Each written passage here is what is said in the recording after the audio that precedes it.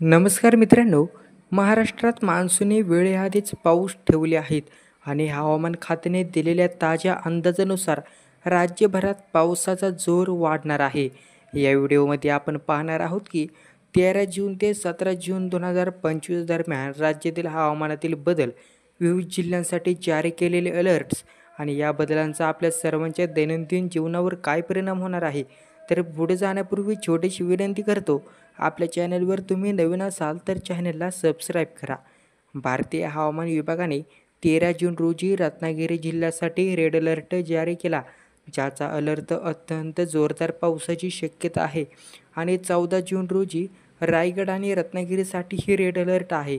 तर मुंबई, ठाणे, पुणे आणि सातारा व कोल्हापूरसाठी ऑरेंज अलर्ट जारी करण्यात आला. या अलर्टचा उद्देश नागरिकांना संभाव्य आपत्तीपासून सावध राहण्यासाठी सज्ज करणे हा आहे. मान्सूनच्या आगमनामुळे हवामानात मोठे बदल होत आहेत. मान्सून वाऱ्यांच्या आगमनावर वातावरणात ओलावा वाढवतो, ज्यामुळे पावसाची शक्यता निर्माण होते. या बदलांचा परिणाम विविध भागांमध्ये वेगवेगळा दिसून येतो.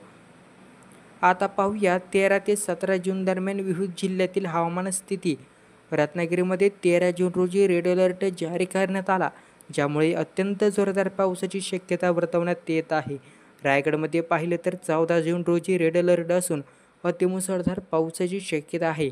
मुंबई आणि ठाणेमध्ये 14 जून रोजी ऑरेंज अलर्ट असून जोरदार पावसाची शक्यता आहे. पुणेमध्ये 14 ते 16 जून दरम्यान ऑरेंज अलर्ट असून मुसळधार पावसाची शक्यता आहे. कोल्हापूर आणि सातारामध्ये 14 ते 16 जून दरम्यान ऑरेंज अलर्ट असून अतिमुसळधार पावसाची शक्यता वर्तवण्यात येत आहे.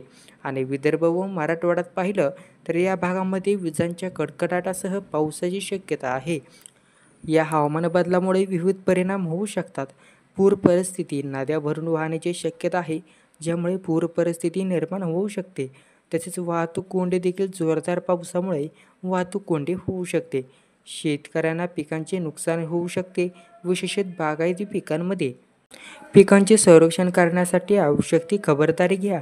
पिकांना आवश्यक तेवढेच पाणी द्या. ओलावा वाढवू नका.